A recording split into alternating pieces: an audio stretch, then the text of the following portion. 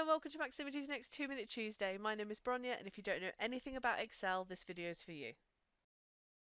When you open Excel and open a new blank workbook, you'll be greeted with this screen. If you're not sure how to use Excel, all of this information can be quite a lot to take in. I'm going to really quickly go through everything that you can see in front of you so Excel might not seem so daunting.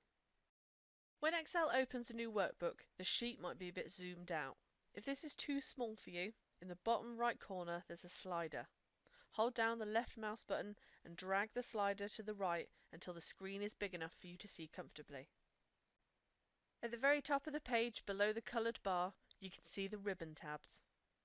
These are Home, Insert, Page Layout, Formulas, Data, Review, View and Help. If you click on one of these, it will bring up the relevant ribbon. This long white bar is the ribbon.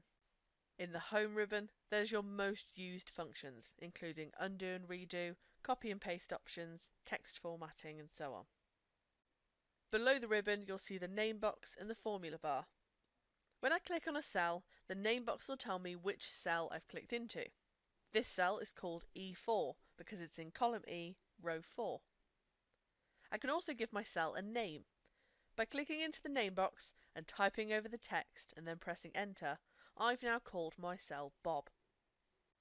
If I click into any other cell and I want to quickly go back to Bob, I can click in the drop down on the name box and select Bob, which will highlight cell E4. In the formula bar, any text contained within a selected cell will be shown. You can edit any text within a selected cell or the formula bar. I will go into more detail about the formula bar, but in a later 2-Minute Tuesday.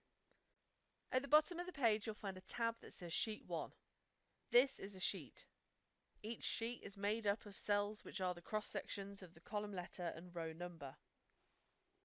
There's a limit to how much data you can fit into one sheet, precisely 16,384 columns and 1,048,576 rows. If you want to add more data, or you just want to have data separated but still within the same workbook, you can click on the plus symbol next to Sheet 1 tab and add a new sheet.